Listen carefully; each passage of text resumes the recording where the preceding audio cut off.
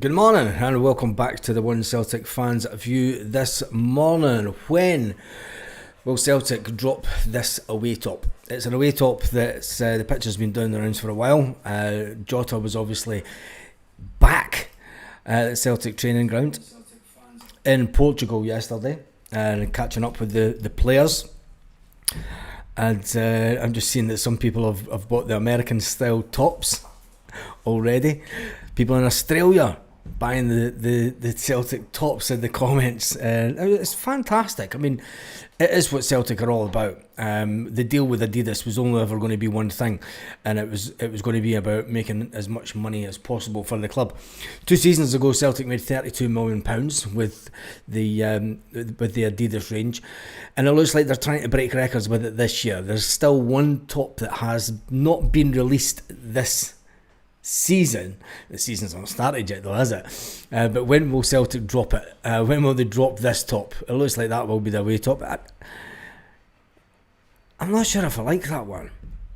It's a bit like the top from a few years back. But anyway, Celtic news this morning.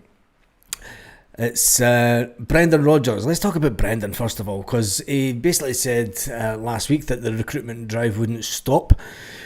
There's another young player just left Celtic, and there's a lot of work going on in the background, said Brendan. We're hoping to achieve things over the coming weeks. Rodgers has been impressed by Tierney. He's been impressed by BENJI. We'll talk about BENJI in a minute. But he said, talking about Tierney, he says, he was fantastic my first time here. He's gone away, he's gained a little bit of maturity, a bit of experience. And I also want to manage him because he's had a lot of troubles with fitness history over the last few years. It's great to have him back. It is great to have him back. You see the power and you see what he can bring to the game, the competitiveness, and he's done really well. But obviously, there is that risk that Kieran could get another injury, and it's about managing his time. And I think that even though we're still could be in the market for another left back, I think Brendan will have a lot to think about with a certain left back that was brought into the club that wasn't expected to be part of the first team picture this season, but he could have forced his way in. Not enough scribbles on it for you, Baz.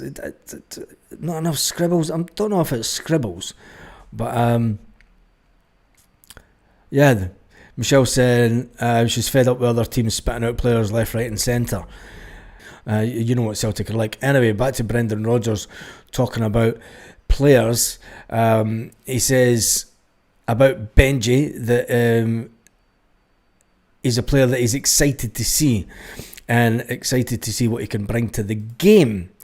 Now, Sinisalo has seen BENJI up close and personal a few times in professional football over the years, due to the fact that they've been on opposing sides. Now, Sinisalo said that he reckons BENJI, Celtic fans have got something to really look forward to when it comes to BENJI. He said he's known him for years. The Finnish keeper first faced him as a teenager in youth internationals. He said he was always a player that was a danger man, and he was one of the top kids coming through the system.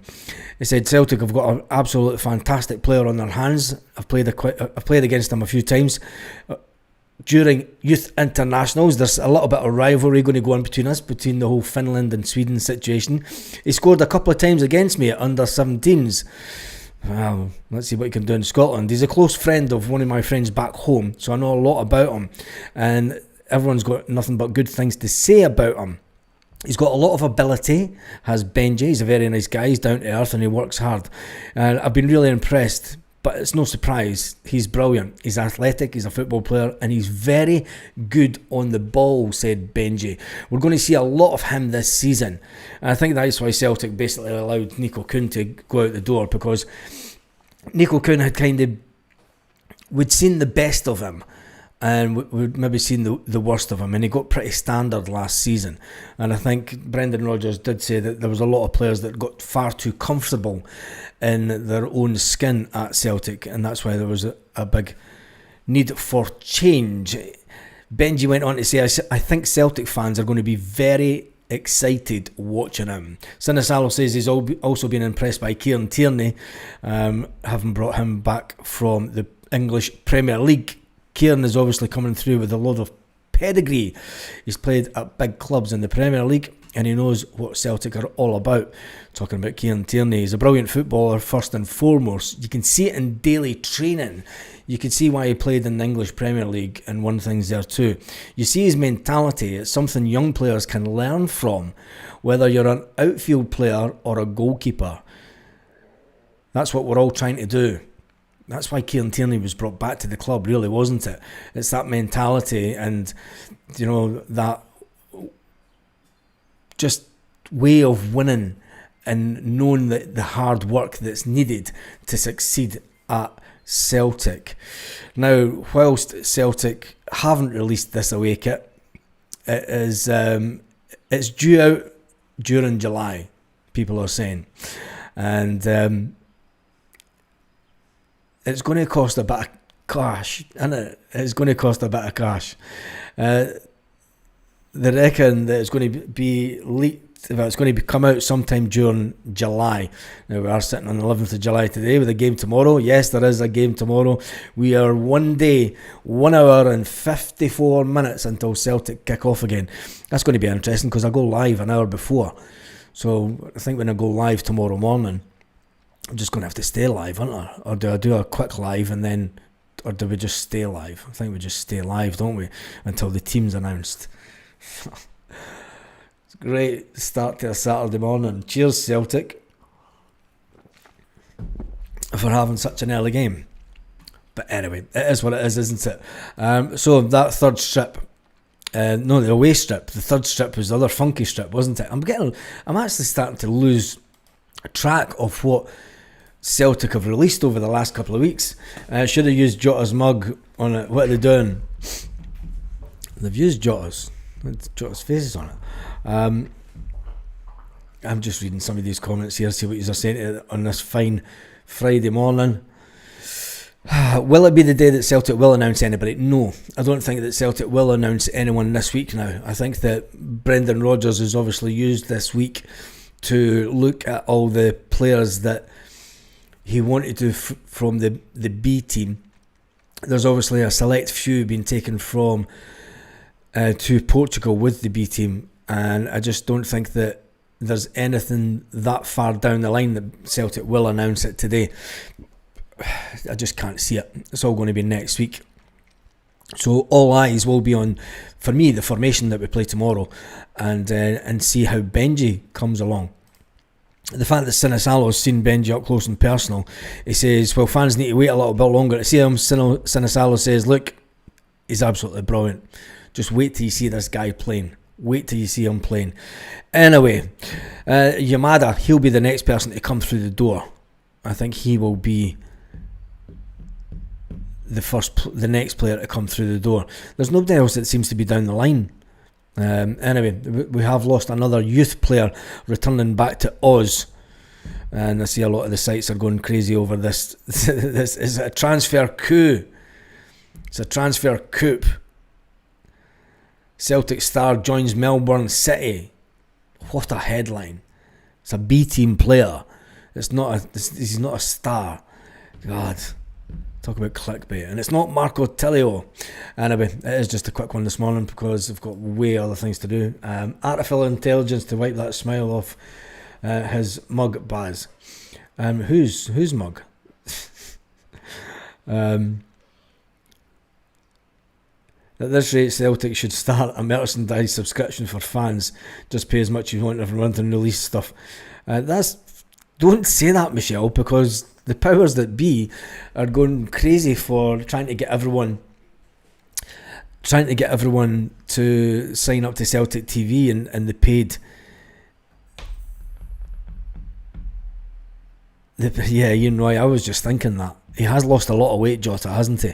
Even when you seen the pictures yesterday. Any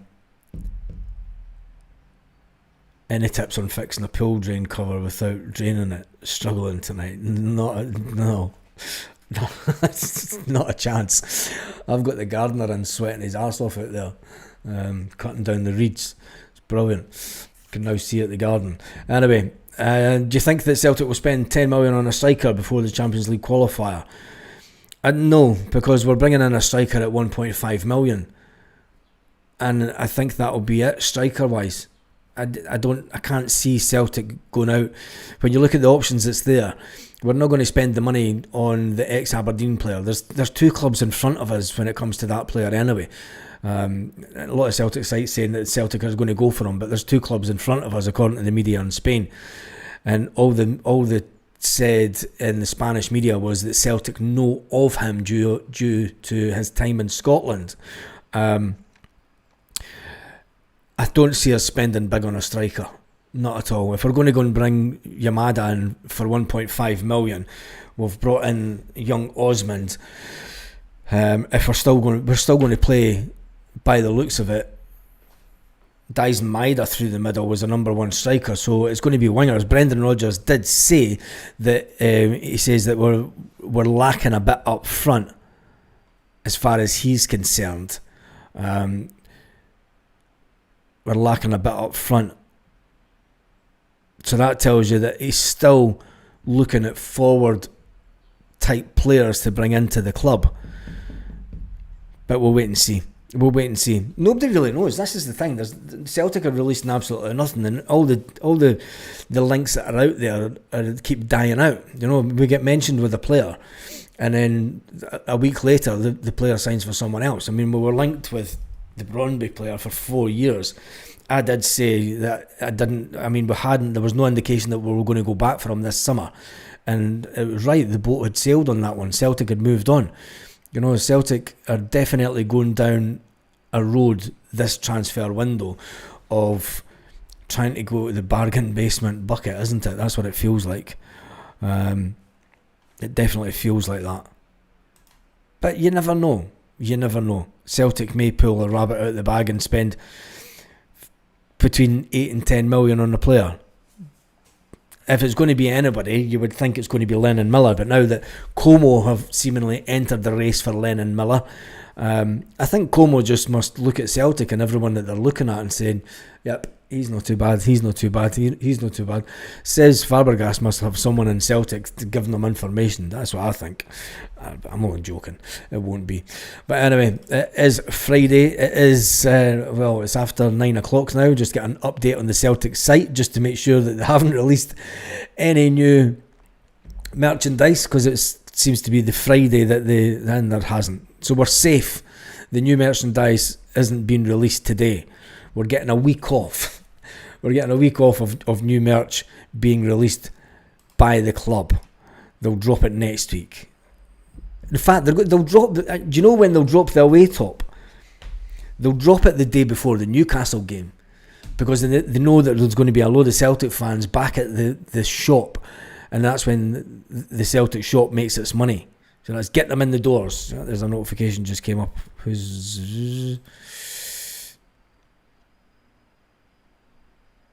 No.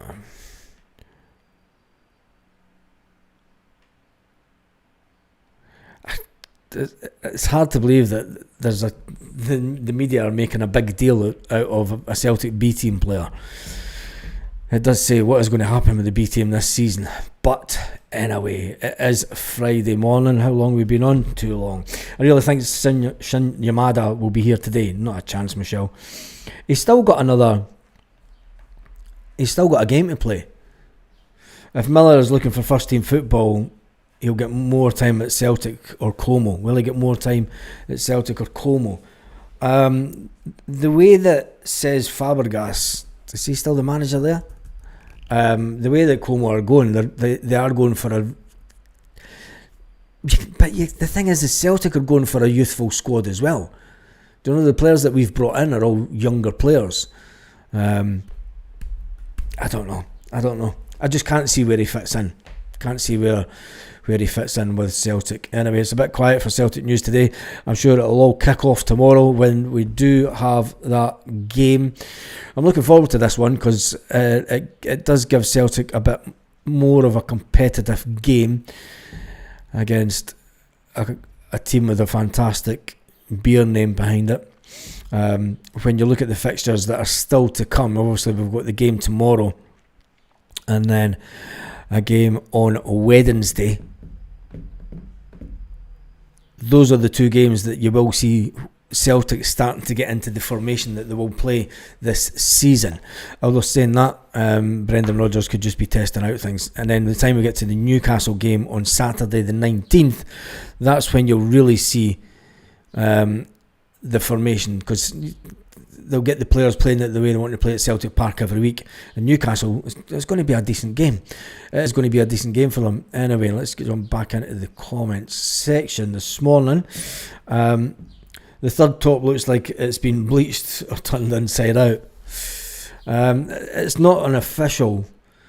Keep forgetting about the international duty, says Michelle. Yeah, he is still on international duty. That's why I think it's going to be till next week. Como are very rich owners. They're going to spend big, but they still have to spend within their means. It's not about having rich owners. I mean, in modern football, you can't spend what you're not bringing in. You know, and that's Celtic do that to a certain extent. Except we spend what we bring in, and we don't, do we? We bank it. We definitely bank the cash. I definitely think that Celtic are banking the cash for next season. But Celtic have got between now and the beginning of September to prove me wrong. And Como are officially the richest club in Italy. Well, there you go. That doesn't mean anything though. Newcastle are officially the richest club in England, but it doesn't mean anything. The richest clubs don't always win. I mean, do you know, having rich owners in the modern day now doesn't mean anything, if you ask me. And you can look at Spanish football for that, because the richest clubs don't always win. The financial fair play rules, I think, has given a lot of clubs a leveler. And you can even looking at the Champions League. Look at the Champions League last season. I mean, Real Madrid were lucky to just scrape into the qualifying phase, remember, at one point. I mean, they were sitting around about 26th, 27th in the league phase. So I think that the way that European football was hopefully going, that the clubs with the big money, yes, they will ultimately succeed at the end of the campaigns, you know, because they've got the stronger squad, they've got the better players. But during the early phases of the Champions League, you've seen last season that, you know, having the best players, the best clubs, and the most money doesn't always get you up there. Hibs have a billionaire owner. Aberdeen's got a flipping a load of money men behind them. You know, they've still got the oil tycoons from America behind them. Anyway, I know it's every year, but the board are thinking about the stadium expansion regarding spending. No, the board are not thinking about. People need to drop this. The Celtic board have come out and said, look, stadium expansion is way down. They're not even thinking about it. It's the same with the Celtic end thing. You know, the board have come out and said it's not happening. You know, so you could forget about the whole Celtic end scenario. The Green Brigade have got their section. The boys have got their little section. The club have no ambition to amalgamate both into a Celtic end behind the goal. It's just not on. It's not on the cards. You know, it's not on the books at all, because there is that little section for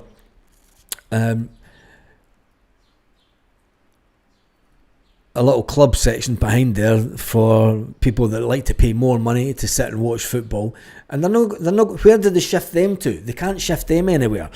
So Celtic aren't thinking about Celtic end, and they're definitely stopped. You know, and what makes it worse is you get people that make up these AI images of what Celtic Park would look like when it's expanded, and it doesn't help the situation at all. It just comes down the line of people saying, oh, it's going to happen. It's not going to happen. It's further. You couldn't get any further from the truth. There's more chance of Celtic spending 20-30 million pounds on the hotel, ticket and museum complex at Celtic Park, where the current ticket office is, before they'll expand Celtic Park. And that's the truth. That is the truth. South Stand has so much potential and outside it. And it doesn't matter. It doesn't matter what you think. Do you know, when it comes down to it, it's the way that the club is financed and the way that they'll have. Celtic are coming towards the end of a 3-year business plan. A 3-year plan that they would have put in place when Brendan Rodgers came back to the club. Right? We're now coming towards the end of that 3-year plan. Whether the main stand gave me brain damage. I think that the Celtic board go through periods of planning short to medium term, and we're now coming towards the end of that period of a medium term planning in the term of a 3-year space. I think that's the real reality why Brendan Rodgers isn't spending big, because unless Brendan Rodgers signs a new contract at Celtic and then says, right, we're going to plan for a further 2 years, I don't think he'll sign for more than that. Or the board are sitting thinking, there's every chance that Brendan Rodgers, this will be the end of his tenure at Celtic within the next 12-month period, and we need to start thinking beyond that. So we're thinking about how much money will the next club, and wanted to spend money on 5, 6, 7, 8 players. It's just way I have money to last a lifetime as long as I don't die next Tuesday. I think we've all got enough money to last a lifetime as long as we die next Tuesday. Hotel with balcony rooms for me. Balcony rooms to look out at Celtic Park? Yeah, there's not many hotels that have balconies in Glasgow, is there? Not many. Tuesday, you're a lucky bar steward. Square Sausage Mick is in the house. I mean, there's the poll question for this morning, right? I was trying to think of one.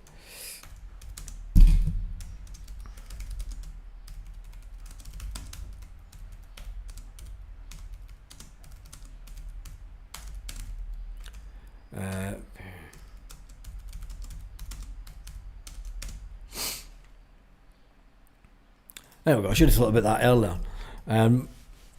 If Celtic build the hotel, missed out the capital L, will you pay and stay at it? Will you pay and stay at it? This will be an interesting one. The votes are... I mean, I know that I would, because... And I know that if you put it this way, the jury's in Glasgow is mobbed with Celtic fans on match days. The Jury's Inn's a big hotel. I know that some fans stay at the Marriott Hotel that come over from Ireland, and then there's the one that's next to the train station that's got the one that I took Kaiser to, with the Indian restaurant next to it, underneath it. Can't even have a window these days. I think that it would be a success, personally. I wouldn't pay to stay in a hotel 1.5 miles up the road from me, lol. No, I stay in Glasgow. Should maybe put this onto the community tab where we get a bigger reach. In the stadium balconies, I'd work there. Yeah, I'd get a job there too. What the fuck? Who am I kidding? That's far too far away. Guaranteed the Irish Celtic fans would have it booked out. Guaranteed, Kieran. Guaranteed. It would save them that walk back into town. And then they'll spend... And the thing is the Irish fans that come... And this is what people forget. The Irish guys that come over... I mean, I was drinking in a bar that they frequent quite a lot after every home money you can get the customer to spend. Getting a hotel on match days, it's going to be fully booked. The bar's going to be mobbed. Before games. It's not inside the hotel, so the bar can actually keep running during the game as well, for those who like to go, this man, I'm away to the pub, I've seen enough today, it's -5, man, I'm away to the boozer for a pint to warm myself up. But anyway, the Jury's Inn hotel bars, the Jury's Inn's always mobbed. The Jury's Inn, no, it's not the Jury's Inn, there's one right next to Central Station. You could come out the door of Central Station, starts with an A. The Alto... Oh, what is it? The Alto... Get me. I'll get it now.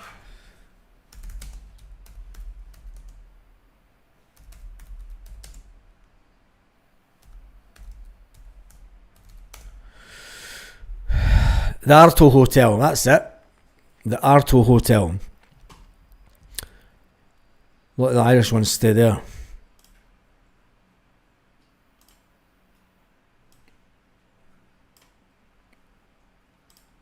Yeah, the Arto Hotel.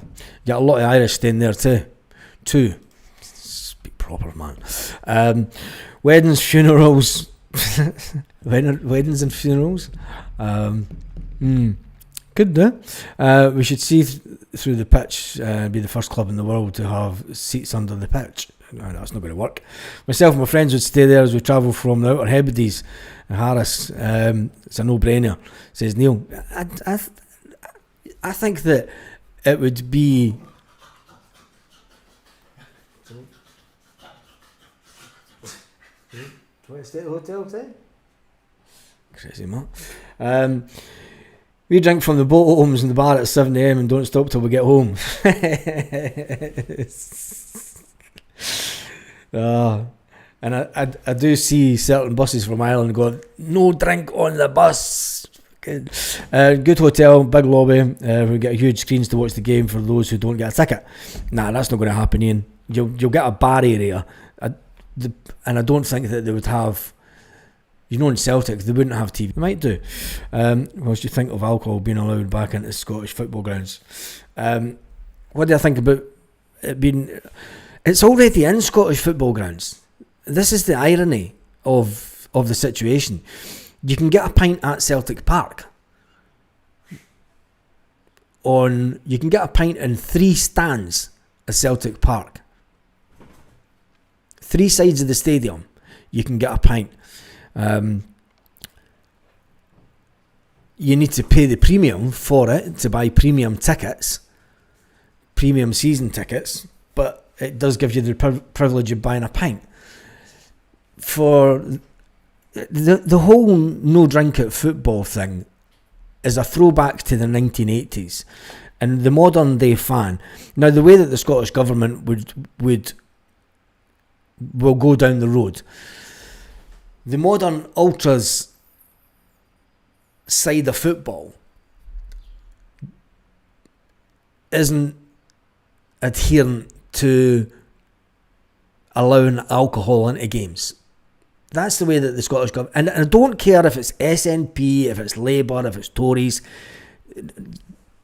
Party aside, the establishment in Scotland do not want the working class man to be able to have a bevy inside a football stadium. Because of what they did, not because of what the younger generation might do.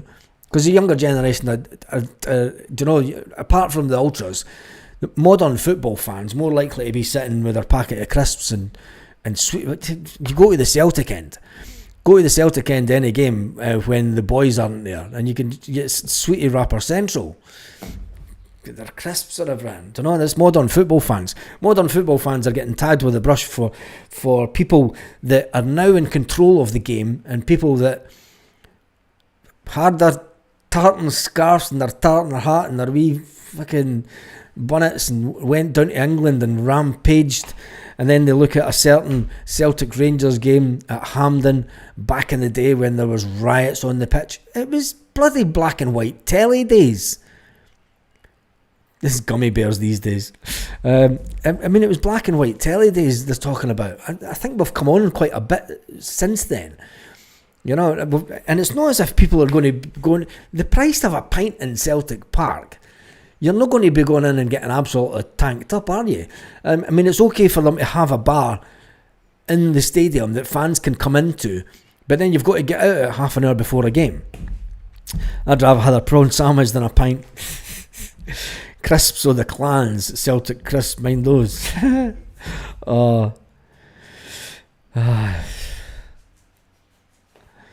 prefer a fan zone instead of the hotel down beside the ticket office. Mikey boy, that's never going to happen. A fan zone, and now I get fan zones because I've been to a lot of I've been to stadiums in Europe where they've got fantastic fan zones outside, but they also have hotel complex outside as well. You can have both, and a fan zone is whilst in the European. I remember going to Atletico Madrid, and the fan zone there is brilliant. In fact, what I'm going to do is, for that other channel that I've got, I'm going to go to some grounds round about here and show you the fan zones there. Rennes don't have a fan zone, right? They basically close off the street that's right in front of the stadium. I mean, it's like being down at Rafe Rovers ground. They cut off the street, and rather than have snack vans come up, the snack vans come up with these barbecues and start barbecuing food outside the ground. It's a completely different concept and mindset. I mean, whilst the fan zone may be good to get everyone in the one area, you just know that it's going to be surrounded by the coppers in Scotland. Do you know, it's going to be surrounded by coppers and CCTV. That's the real downside of Scottish football. Right, let's see if we can get this vote up to 100 votes. We're sitting at 79 this morning.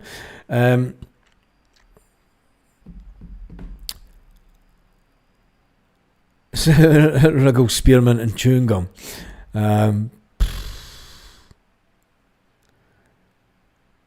If you can get a pint, it would stave off the mid-game hangover.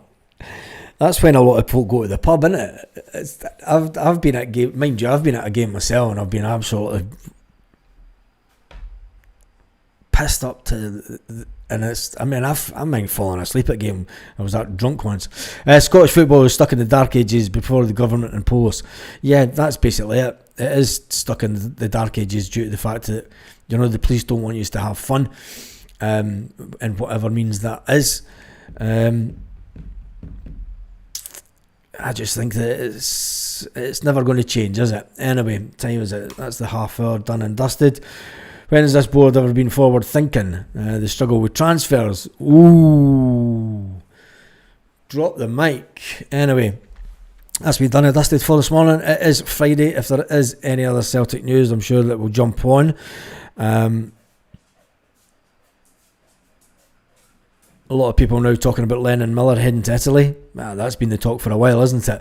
And Shin Yamada is only focused amid 1.5 million transfer move to Celtic. That says it all for me, the way that the current transfer windows is going.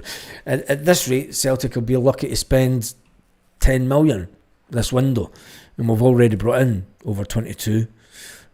It's just what Celtic are all about, isn't it? Anyway, on that note, have an absolutely fantastic day, Celtic fans, wherever you are, all around the world.